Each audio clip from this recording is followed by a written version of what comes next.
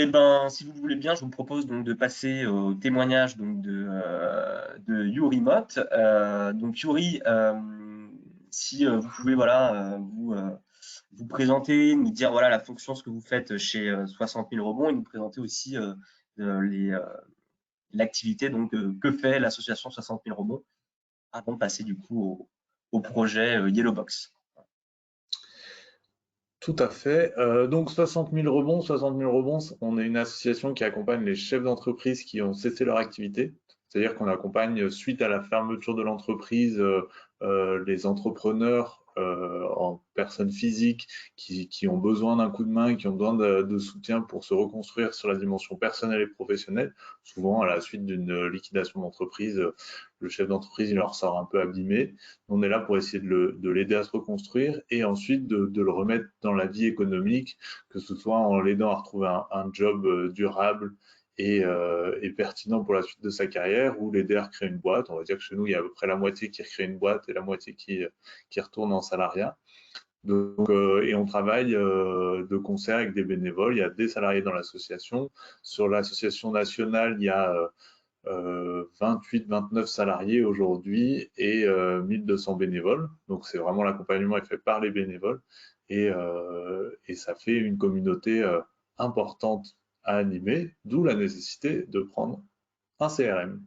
C'est pour faire le lien dans ma présentation et sur ça. Donc, sinon, après moi, dans mon rôle dans l'association, j'ai un rôle je suis responsable régional, directeur régional de 60 000 rebonds sur la région Auvergne-Rhône-Alpes.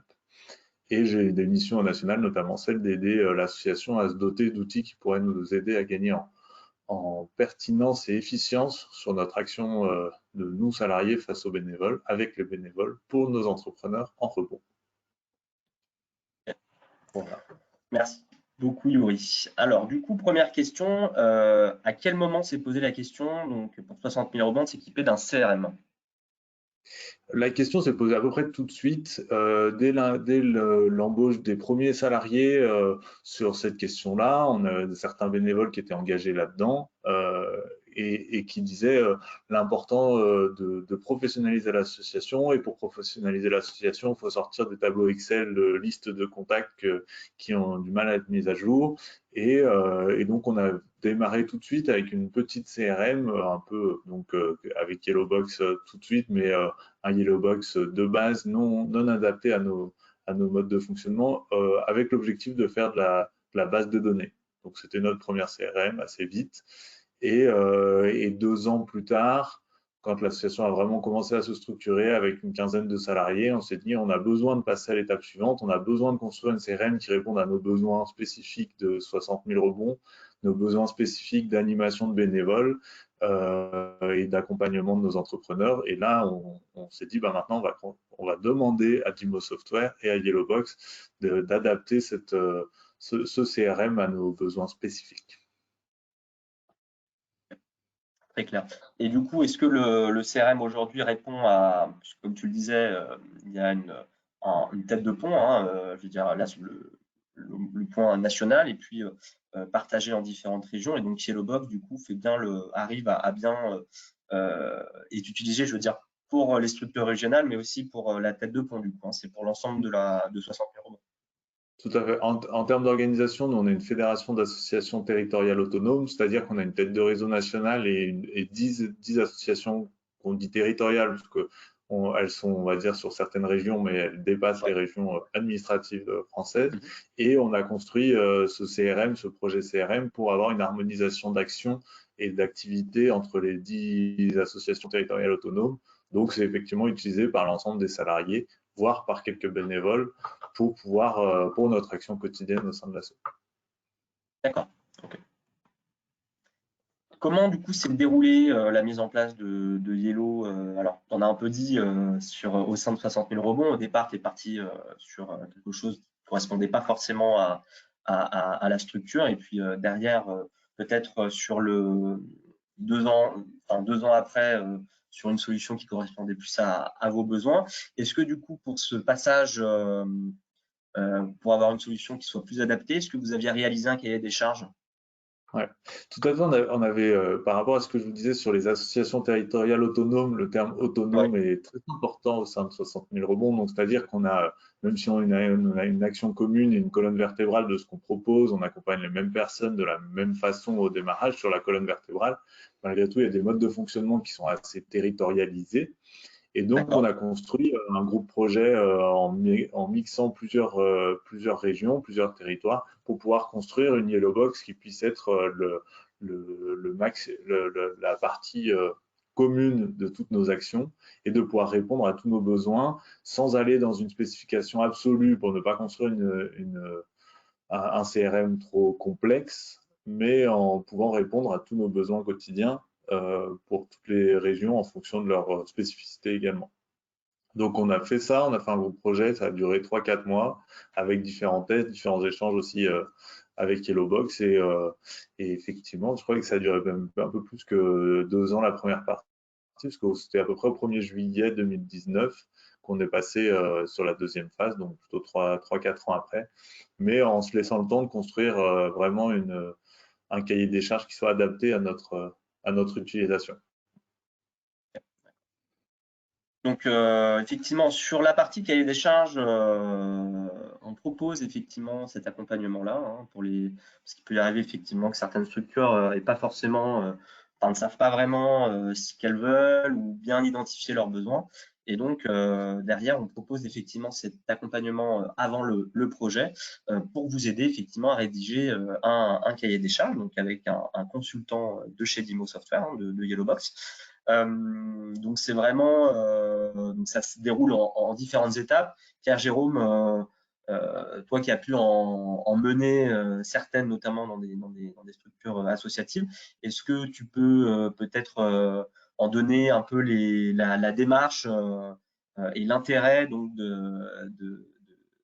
d'utiliser ce service quand on n'a pas d'idée claire ou une petite expression de besoin pour, euh, pour une structure Mhm. associative, par exemple. Alors justement, effectivement, ce que tu décris sur le fait de savoir, d'avoir les idées claires ou une expression de besoin, c'est important parce que l'idée de la charte projet, c'est l'idée d'apporter l'expertise qu'on peut avoir sur des projets CRM et la mise en place de solutions de ce genre à des gens qui n'ont pas forcément l'expérience de projets informatiques de ce type, mais qui ont parfois une expérience métier et un besoin très défini avec des processus très particuliers, comme ça peut être le cas chez 60 000 rebonds, même si on n'est pas passé par ce biais-là à l'époque.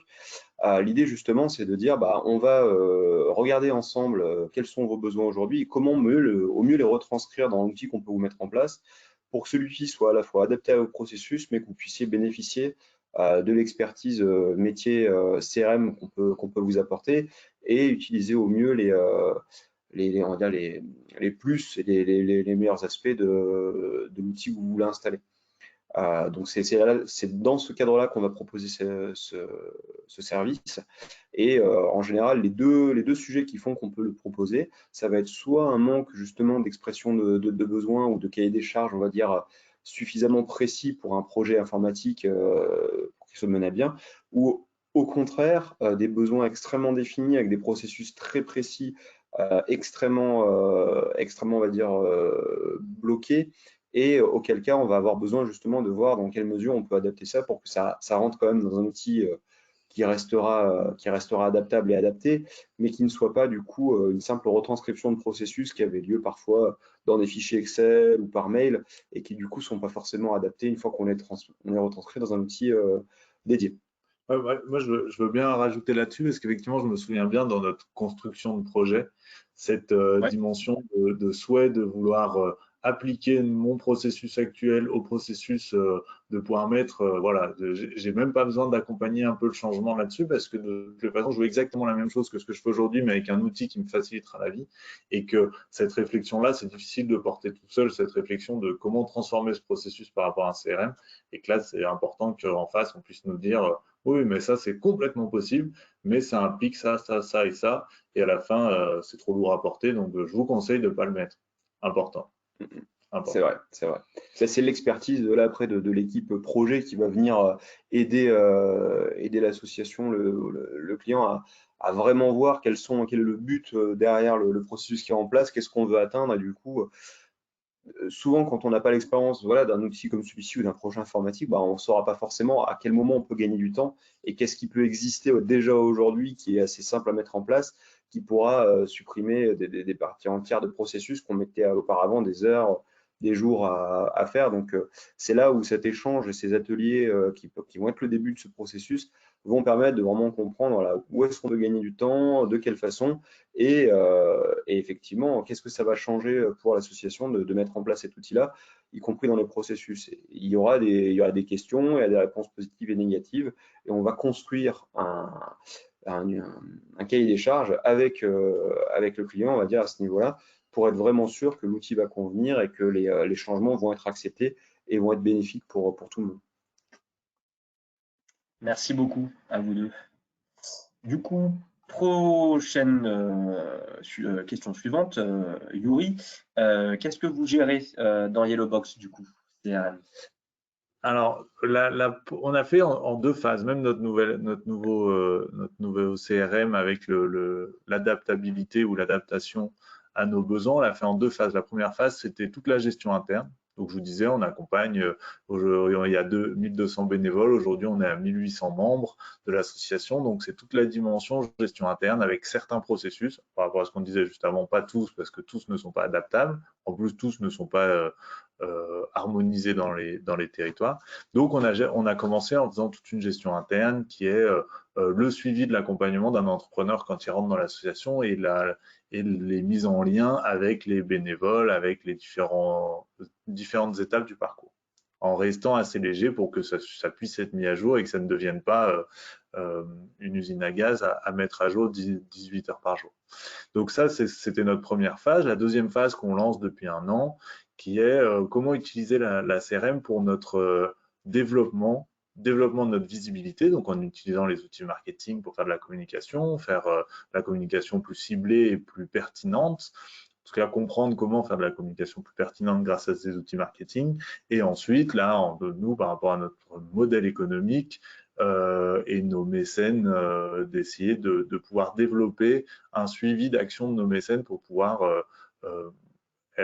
gagner en professionnalisation avec nos mécènes, par rapport à nos mécènes, pour pouvoir crédibiliser et l'association pour continuer à avoir les sous de nos mécènes, mais aussi crédibiliser l'association par rapport à nos mécènes qui sont des boîtes du coin ou des boîtes de tous les coins de France, pour crédibiliser notre discours qui est faisons confiance aux entrepreneurs qui ont perdu une boîte parce qu'ils ont quand même appris plein de choses et ce seront des entrepreneurs, voire des salariés de qualité derrière parce qu'ils ont une expérience à promouvoir. Donc pour notre cause, on souhaite se professionnaliser, pour nos entrepreneurs aussi, et que cette dimension développement est importante pour nous aujourd'hui. C'est clair. Et donc, ce que tu disais, effectivement, tu parlais de te servir de Yellowbox pour communiquer avec votre réseau. Et est-ce que du coup, dans Yellowbox, le canal emailing, est-ce qu'il y a d'autres canaux de communication qui sont utilisés ou pas dans Yellowbox, par exemple la création d'événements, de salons, est-ce que tout est répertorié dans l'outil? Tout tend à l'être. Il y a effectivement, ce que je disais, c'est que depuis un an, on est sur cette dimension de développement, visibilité. Donc l'emailing, on l'utilise beaucoup, que ce soit en interne ou en externe. Les canaux de communication, comme des campagnes marketing, on commence à les utiliser de plus en plus. La dimension événement est gérée dans l'outil. Effectivement, avec l'objectif qui est, aujourd'hui, on a une trentaine de salariés. Donc il y a nécessité aussi de pouvoir noter et de pouvoir avoir une mémoire des actions faites par ces 30 salariés et un suivi qui soit suffisamment professionnel pour que l'association ne soit pas tributaire d'un changement de salarié, d'une évolution ou d'un oubli de mise à jour pendant 3 mois. Donc on intègre toute cette dimension-là et on a encore un peu à progresser, mais c'est normal, sur la dimension salon, la dimension suivi des actions par rapport à notre visibilité, mais on va dire qu'on utilise la majorité des outils de com qui sont disponibles par l'outil, même si on n'est pas encore parfait là-dessus. Peut-être à terme, utiliser du marketing automation, qui sait. Ouais, ça pas trop de gros mots non plus, hein. On reste de l'associatif. Mais bon, il faudrait qu'on y aille, bien sûr. Okay. Donc, comme vous le savez, donc Yuri, on est en train de déployer dans Yellow un connecteur avec Hello Asso. Donc, vous, je sais qu'effectivement, vous êtes testeur hein, sur la partie dons. Qu'est-ce que ça a changé dans vos pratiques par rapport à avant? Alors, on a d'abord testé sur la dimension cotisation et on commence à tester sur la partie don. Sur la dimension cotisation, je vous disais 1800 membres, on va dire que ça nous fait gagner 1 à 2 minutes par membre sur la gestion des cotisations. Donc, je vous laisse faire le calcul, je ne l'ai pas fait tout seul, mais ça fait quand même beaucoup de temps gagné. Donc, il y a beaucoup de temps gagné, il y a une partie qui passe, c'est plus professionnel pour nos membres et ça nous fait gagner du temps. Donc, c'est que du bénéf. Et ensuite, c'est une partie plus sur la dimension don. C'est une adaptation qu'on peut faire, nous, à nos process d'intégration des dons. Et donc, je dirais que ça nous a fait gagner du temps et du professionnalisme. Donc, c'est tout bénéf, donc c'est top. Donc, bravo, merci. Tout ce qui est appel de cotisation, tout ça, c'est géré par Hello Asso ou directement par Yellowbox? C'est géré par Yellowbox. Ensuite, les membres payent sur Hello Asso et le connecteur entre les deux intègre les paiements des cotisations directement sur Yellowbox, ce qui permet de faire un suivi beaucoup plus pro et éviter de passer son temps à aller sur le compte en banque de l'association et rentrer à la mano toutes les personnes qui ont payé. Sur nos 1800 membres, ça fait un temps considérable de gagner. Ouais. Et derrière, recevoir aussi tout ce qui est reçus fiscaux par la suite, j'imagine. Reçus de cotises, reçus fiscaux, ça peut être géré en direct. C'est géré pour le moment dans Yellowbox et ça peut être géré même de manière plus automatisée. Nous, on l'a pas encore automatisé, mais en tout cas, on sait que c'est possible. On gère tout par Yellowbox, reçus de cotises, reçus fiscaux. Ok, super. Super, ouais, c'est sûr. Yuri, vous utilisez depuis plusieurs mois du coup notre service de tierce maintenance applicative. Est-ce que juste avant de répondre, Pierre-Jérôme, est-ce que tu pourrais rappeler un peu les fondements de la TMA et l'intérêt du coup de ce service qui est de plus en plus plébiscité par d'ailleurs nos clients associatifs après que le projet Yellowbox ait été mené chez eux? Oui, je risque de couper un tout petit peu l'arbre sous le pied à Yuri parce qu'effectivement, les besoins auxquels le service répond, je pense que c'est clairement ce pourquoi on l'a dédié, à savoir ce qui fait son succès, c'est qu'on a une équipe qui est dédiée à de l'accompagnement tout au long de la vie de l'outil suite à la fin du projet d'implémentation, ce qui fait qu'en fait, c'est des gens qui sont à Lyon, hein, qui sont chez nous. Donc l'idée, c'est que nos clients, les associations qu'on accompagne, vont toujours pouvoir avoir quelqu'un vers qui se tourner, même lorsque le produit a été implémenté, et continuer à faire évoluer au quotidien, on va dire, la solution en fonction des besoins qui sont relevés, des nouveaux arrivants qui peuvent dans l'association, des réorganisations qu'il peut y avoir, etc. Donc d'avoir à la fois de l'aide s'il y a des soucis ou des urgences, des conseils pour de l'évolution, du soutien même au quotidien dans la continuité de l'évolution de la solution. C'est vraiment voilà, un accompagnement sur le long terme avec un forfait de jours que vous allez pouvoir utiliser du coup sur une année et qui est renouvelé du coup l'année suivante. Et chaque demande du coup va se décompter de votre forfait de jours et vous aurez un interlocuteur qui gardera le contact avec vous, soit semestriellement, soit trimestriellement, en fonction du nombre de jours que vous allez prendre. Mais derrière, effectivement, comme le disait Pierre-Jérôme, de garder le contact et de faire évoluer du coup l'outil de façon lissée sur le temps, quoi. L'idée, c'est d'avoir de la réactivité aussi, c'est vrai que je ne l'ai pas mentionné, mais voilà. Fait, ouais. L'équipe, en fait, peut répondre dans des temps beaucoup plus courts que ce qu'on pourrait faire si on devait faire intervenir de la prestation à ce niveau-là. Donc, c'est aussi ce que les gens apprécient, je pense. Yuri va pouvoir en parler.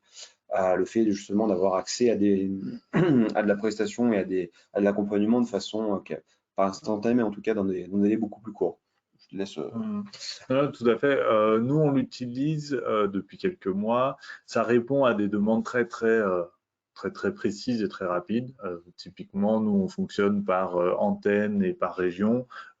les antennes évoluent, on se développe, on en crée, c'est adapter l'outil à la création de chaque antenne. Ça veut dire que chaque contact qui avant était dans une antenne en préparation devient dans une antenne en construction. Ça fait quand même pas mal de liens nécessaires à faire pour créer une antenne. Ça, c'est quelque chose qu'on demande assez facilement et assez régulièrement, mais c'est ensuite des projets un peu plus lourds, un peu plus gros, qui sont la création de tableaux à partir de le dernier gros projet que j'ai demandé à la TMA, c'était un tableau d'analyse de nos chiffres et de nos entrepreneurs en fonction de certaines caractéristiques. Et que ça, c'est quelque chose qui, effectivement, en termes de prestat, nous demanderait une réunion avec un commercial et ensuite un devis, une signature de devis. Là, ça fonctionne dans un délai beaucoup plus court avec un lien suffisamment régulier avec la même personne. Moi, c'est Julien. Très bien, Julien. Je le dis devant tout le monde, comme ça. Voilà. Si vous avez Julien, vous avez de la chance. Et c'est quelqu'un qui connaît bien nos modes de fonctionnement parce qu'il nous suit dans le temps et que derrière, le lien est plus simple, plus efficace. Et c'est beaucoup plus simple pour moi en tant qu'administrateur que de me replonger dans toutes les caractéristiques d'un outil qui est relativement accessible à administrer, mais ça prend beaucoup plus de temps que si c'est quelqu'un qui le fait parce qu'il maîtrise beaucoup mieux ça. Voilà, gain de temps. Très bien. Merci beaucoup. Hop. Quels avantages, du coup, vous pourriez donner aux associations qui se posent donc la question de s'équiper d'un outil CRM et de notre outil, du coup, Yellowbox? Voilà.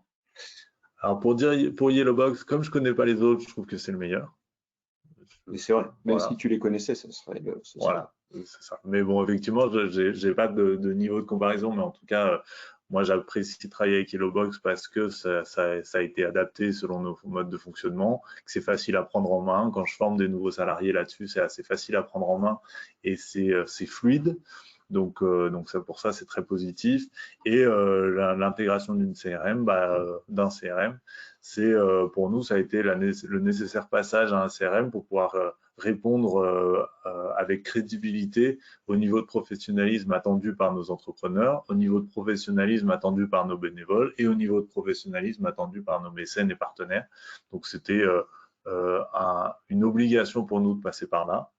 Et selon moi, une association peut difficilement se développer sans passer par un outil comme celui-ci parce que ça permet de fluidifier, de gagner beaucoup de temps et de stabiliser un développement d'une association comme la nôtre et d'être moins en difficulté à chaque changement de salarié parce qu'on intègre un suivi qui est hors de ma mémoire. C'est pas que ma mémoire qui tient l'association, il y a aussi un outil. Donc pour moi, c'est indispensable pour développer son asso et que pour nous, ça a été une vraie accélération dans le professionnalisme de l'asso. Merci beaucoup. Voilà. Eh ben, écoutez, un grand merci, Yuri, pour ce retour d'expérience. C'était la dernière question, donc j'espère que ça a permis aux participants d'y voir un peu plus clair et de comprendre donc, les avantages de se doter d'une telle solution et de notre outil.